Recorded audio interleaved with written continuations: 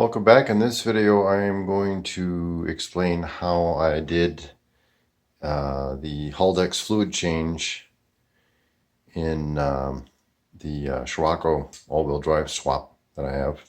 The car's a little over 2 years old, and depending on what fluid change interval you follow, it's not just mileage related, but it's also time related. And I'm using the most conservative recommendation I found, which is a fluid change after 2 years, regardless of the mileage. So I just did the change, and I used a technique that I've developed that I think is better than the standard operating procedure. And this would apply to any car that has a first generation Haldex unit. And the standard procedure is to drain the case and then refill it through the drain hole using a caulking gun. The oil comes in a tube similar to what you use, what you'd buy with caulk to caulk a bathroom or something. And then as soon as the caulking tube is empty and the oil is in the case, the idea is to remove the caulking gun quickly, and then while fluid is escaping, put the drain plug back in without cross-threading it. And that procedure works. It's what everybody does, but I found that distasteful, and I wanted to see if I could do better. Not just because of the mess, but also because the caulking gun procedure, the way it's described, it's hard to do it under a car in a regular garage on jack stands. It's generally shown on a lift. I'm not saying it's impossible on jack stands, but the consensus seems to be either you have a lift or you know a friend that has a lift and he's willing to let you borrow it. So I wanted to see if I could do better. So the idea that I had is to replace the drain plug.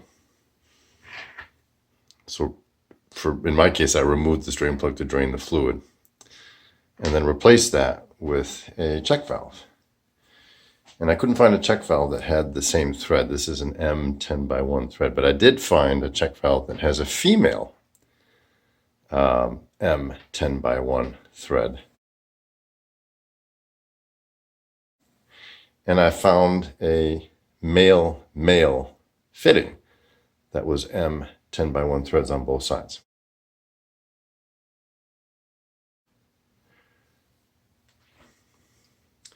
Now, the only challenges that I had to overcome in order to make this work, the drain hole in the Haldex case is not intuitive. It doesn't drain straight down. It drains from the side wall of the hole. And it only the drain hole only leaves, I think that it was 5 threads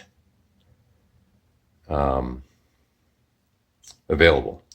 And the fitting that I bought had more than 5 threads, I think 10 or 12 on both sides. So if I were to insert this fitting, it would plug the drain hole. And the idea is to leave this fitting in permanently.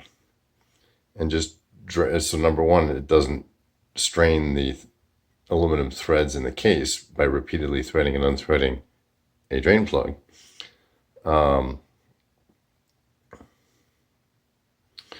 But number two, it allows the fluid to drain through the fitting without removing it, but only if the fitting doesn't obstruct the hole. So I ground off, I forget exactly how many threads, but I ground off enough threads that it only left 5 threads, so that when I insert the fitting, it doesn't obstruct the hole. Now, there are a couple of other challenges. The fitting has a hex on it to install it. That hex doesn't sit flat against the case, and the reason that is the drain plug, this original drain plug, doesn't seat against the cast surface of the case. It wouldn't seal properly. So there's a machined recess in the case that's perfectly flat and accepts the sealing, the banjo washer. The problem is that the diameter from here to here is about the diameter of the plug. And this hex diameter is quite a bit bigger. So, and additionally, the depth of the recess is more than the thickness of one banjo washer. So the way I got around that is I used 3 banjo washers. And that way this hex seals against the first banjo washer and so on until the last banjo washer seals against the case. Now the problem then, and I didn't draw it very accurately, but these banjo washers have a lot of room to wiggle back and forth. The fitting, the threads are cut such that there's a smaller diameter shank here that allows the banjo washers to move back and forth. And the hole in the case here is actually a little bit larger than the banjos also. So if you're not careful, these banjos won't sit against each other properly. There's a couple of ways around that. You can put an O-ring, a small thin O-ring against this surface, and then the banjos will squash the O-ring and seat. And the O-ring is just not, the O-ring is not the seal, it's just to keep the banjos from moving back and forth. I didn't do that. I just JB welded this banjo washer and that banjo washer to the fitting, being careful that it's centered properly. And then this banjo washer seals against this one, which is not attached. So this is the actual crush washer here. And it doesn't need to be meticulous or perfect, because you're just sealing it once. Once this fitting is in place and sealed properly, it's never removed, it's permanent. So, and then the check valve threads onto this thread and is either capped off when the procedure is done, or the cap is removed and replaced with this barb fitting.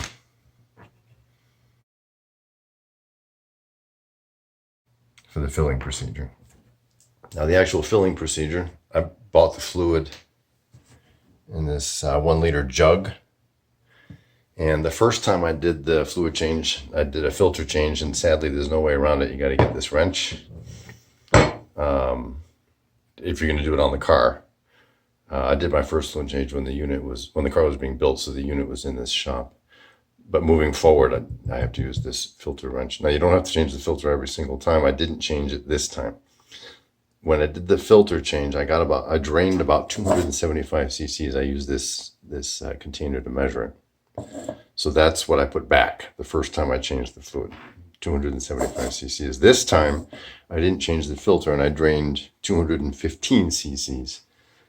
So if you do the math, you can get about 3 or 4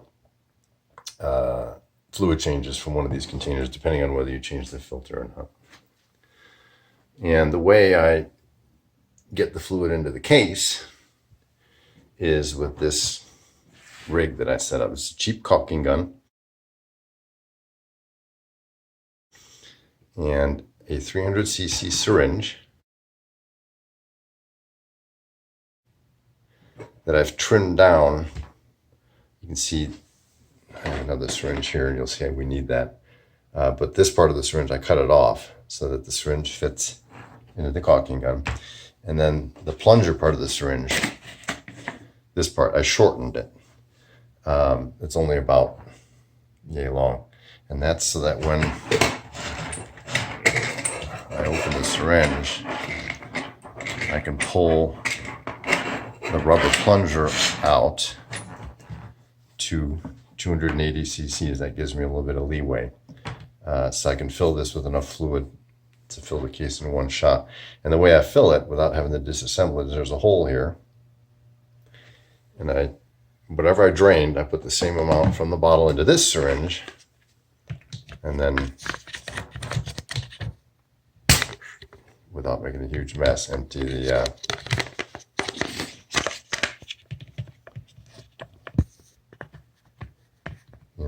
you would insert and empty like that. And then as soon as the fluid is in there, in order to block it off, You just need to squeeze. You know, this is blocked off here. It's open now, but even when it's blocked off, you can squeeze this trigger just to seal it off a little. And as soon as the plunger passes the edge of the hole, the unit is completely sealed and you can move it around without having any leakage. So that being said, I am going to show the procedure. It's actually really quick and easy to do. And it's a little bit of work up front to get this set up. But after that, the fluid changes are going to be quick, easy, no mess, and no lift required. So with that being said, there's no narration in the next segments that I videoed, so I hope this is helpful to anyone with a first generation Haldex unit. So that would be any of the early Audi TTs, the four-wheel drive ones, or the first generation Volkswagen R32. There's probably other cars that use it. I don't have encyclopedic memory, but you know, it wouldn't be hard to find out. So good luck. Hope that helps.